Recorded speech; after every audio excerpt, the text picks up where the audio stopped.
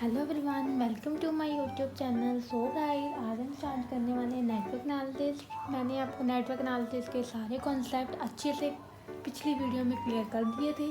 अगर फिर भी आप किसी कॉन्सेप्ट में डाउट हो तो प्लीज़ मुझे कमेंट सेक्शन में बताइए, मैं उसको और इम्प्रूव करने की कोशिश करूँगी। सो आज मैं स्टार्ट करवाने वाली हूँ प्रैक्टिकल स्टार्ट नेटवर्क कैसे प्रिपेयर करते हैं हम। मैंने ये स्टेटमेंट लिखी है, अब मैं इसको आपको नेटवर्क में कंप्लीट करके दिखाऊंगी। पहले तो प्रीडेसेसर एक्टिविटी मैंने आपको पिछली वीडियो में बताया था। प्रीडेसेसर एक्टिविटीज़ को हम जहाँ से हम अपनी पॉइंट स्टार्ट करते हैं उसे हम प्रीडेसेसर एक्टिविटी कहते हैं। सक्सेसर एक्टिविटी वो एक्टिविटीज़ होती है जहाँ पे हमारी एक्टिविटीज़ कंप्लीट होती हैं। और हमने अपने नेटवर्क को इस तरह से प्रिपेयर करना है कि हमारा लास्ट पे कोई भी पाथ खुला ना रहे। सो अब हम प्रिपेयर करते हैं। ये हमारी स्टार्टिंग पॉइंट है,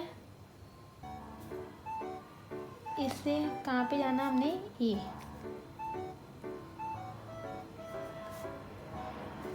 फिर ये स्टार्टिंग पॉइंट से कहाँ जाना हमने बी पे।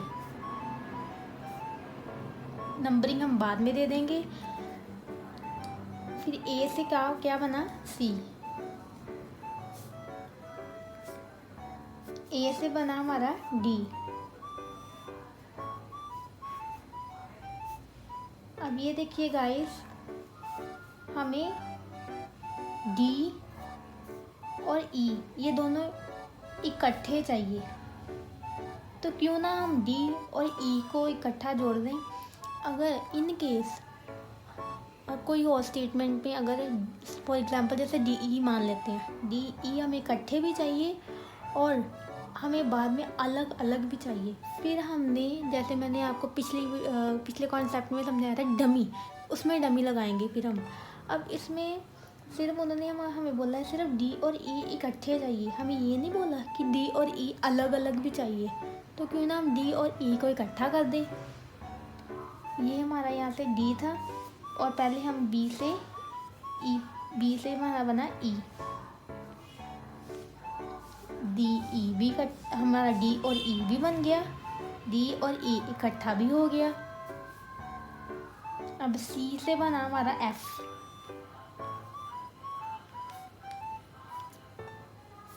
अब डी ई से हमारा बना जी। अब मैं इसको ऐसे तो नहीं ना करूँगी, अब ये और ये पाथ दोनों खुले रह जाएंगे, तो हमारा ये क्रिटिकल पाथ गलत हो जाएगा। तो मैं क्या करूँगी, इसको इसके साथ कंबाइन कर दूँगी। ठीक है, डी ई से बना जी, जी भी बन गया और एफ भी बन गया। अब हम इसको नंबरिंग देते हैं। मैंने नंबरिंग का कॉन्सेप्ट क्या समझाया था, हमने सीरियल ऑर्डर में नंबर देना है। ये नहीं है कि 1 से 2 फिर 2 से 4 चला गया, 1 से 2 से 4 तो जा सकता है, पर ये ना हो कि 4 से हम 3 चले जाएं, फिर 3 से 2 चले जाएं। हमने पीछे को नहीं जाना, ये हमारा गलत कॉन्सेप्ट हो जाएगा, लूपिंग कॉन्सेप्ट हो जाएगा। हमने अपनी सीरियल ऑर्डर में जाना। जैसे सबसे पहले हमारा बना था ए, ये हो गया 1, फिर 2, फिर हमारा बना था बी, ये हो गया हमारा 3, फिर सी था, ये हमारा हो गया 4, फिर डी था, ये हमारा हो गया 5, फिर एफ था, ये हमारा हो गया 6। नेक्स्ट हमने अपना निकालना अब एक्सपेक्टेड टाइम।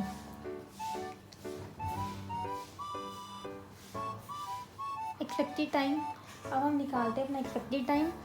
तो एक्सपेक्टेड टाइम निकालने से पहले मैं आपको बताना चाहती हूँ, ये हमारा हो गया ऑप्टिमिस्ट। हमने इन तीनों को प्लस करके डिवाइड करके हमने अपना एक्सपेक्टेड टाइम निकालना। ऑप्टिमिस्टिक को टी ओ, मोस्ट लाइकली को टी एम, पेसिमिस्टिक को हम टी पी कहते हैं।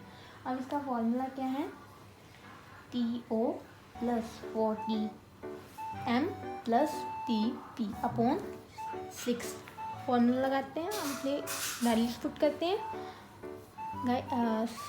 टी ओ की हमारी फर्स्ट वैल्यू 2, 4 ये था, 4 into T M 3 plus 10 upon 6, 4 3 था 12 plus 10 upon 6, 12 plus 10 24, 12 plus 10 22 plus 2 24। 24/6, 6 को 24 से डिवाइड किया, हमारा आ गया 4। फर्स्ट हमारा हमने पहले अपनी वैल्यूज लगा ली, अपनी एक्टिविटीज लिख लें ABCDEFG। ओके गाइस, पहले का हमारा आया 4। गाइस अब मैं ऐसे लिख रही हूँ, आप इस सबको प्लस करके इसको डिवाइड कर लेना, तो आपकी एक्सपेक्टेड टाइम सारी आ जाएगी। पहले का 4, फिर 3, फिर 2, 7, 6, 4 एंड 2। अब हमने अपनी वो निकालनी है, इसके बाद क्रिटिकल पाथ निकालना है, तो हमें अपनी एक्टिविटीज़ लिखनी पड़ेंगी। यहाँ पे ए की क्या एक्टिविटी थी, 1 से 2, बी की क्या थी, 1 से 3, और सी की क्या थी, 2 से 4, डी की क्या थी, 2 से 5, और ई की क्या थी, 3 से 5, एफ की क्या थी, 4 से 6, एंड जी की क्या थी, 5 से 6। ठीक है गाइस, ये हमारी आ गई एक्सपेक्टेड टाइम।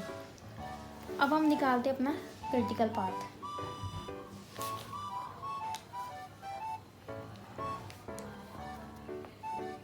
क्रिटिकल पाथ निकालना है, तो हम क्या करेंगे, हमने तब तक पाथ देखने हैं, हमने उतने ही पाथ बनाने हैं, हमने हर तरह से जाके देखना है कि हमारे वैल्यूज़ कहाँ तक जाती हैं। जैसे हम 1 से स्टार्ट करके लास्ट जैसे 6 तक कितने पाथ हमारे बन रहे हैं, लास्ट हमारा 6 तक, तो 6 तक कितने पाथ बन रहे हमारे, 1 2 3 4, कितने, 1 से 2, 2 से 4, 4 से 6, ये हमारा हो गया एक पाथ। फिर 1 से 3, 3 से 5, 5 से 6, ये हमारा हो गया सेकंड। फिर 1 से 2, 2 से 5 एंड 5 से 6। गाइस ठीक है, हम 3 ही पाथ बन रहे हैं, इससे ज़्यादा पाथ नहीं बन रहे हमारे। हमने लास्ट तक देखने के हमारे कितने पाथ बन रहे, ये मोस्ट इम्पॉर्टेंट टेबल है। ओके, अब इसको हम काउंट कैसे करेंगे, जो हमने अपना एक्सपेक्टेड टाइम निकाला है उसके साथ हम इसको प्लस करेंगे। जैसे 1 से 2 का था 4, 2 से 4 का था 2, एंड 4 से 6 का था 4, ये हमारा हो गया 10। 1 से 3 का था हमारा 3, 3 से 5 का था हमारा 6, और 5 से 6 का था हमारा 2, ये हमारा हो गया 11। 1 से 2 का था हमारा 4, और 2 से 5 का था हमारा 7, और 5 से 6 का था हमारा 2, ये हमारा हो गया 13। 4 और 2 6, 6 और 7 13। अब हमें वो पाथ देखना है जिसकी वैल्यू सबसे हाईएस्ट हो, तो हमारा वैल्यू होगी 13, ये हमारा हो गया 13 इज़ अ क्रिटिकल पाथ। अगर इन केस हमारे दो बिल्कुल जैसे सेम आ जाए, जैसे यहाँ पे भी 13 हो जाए, यहाँ पे भी 13, फिर वो ऑप्शनल चॉइस होती है, आप कोई भी क्रिटिकल पाथ ले सकते हैं।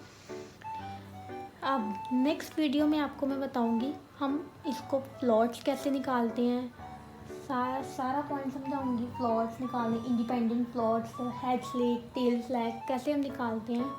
तो पहले आप इस कॉन्सेप्ट को अच्छे से समझो। इससे पहले जो मैंने आपको छोटे छोटे कॉन्सेप्ट समझाए, स्टार्टिंग में समझाया, पहले वो उसको क्लियर करो, उसके बाद ये सम्स करो। अगर फिर भी आपको कोई डाउट हो मुझे कमेंट सेक्शन में बताइए, मैं आपकी प्रॉब्लम समझूंगी और मैं उसको और इम्प्रूव करने की कोशिश करूंगी। गाइस, अगर आप मेरे चैनल में नए हैं तो मेरे चैनल को सब्सक्राइब करना ना भूलें। Thank you so much. Please share, like, comment my channel. Thank you.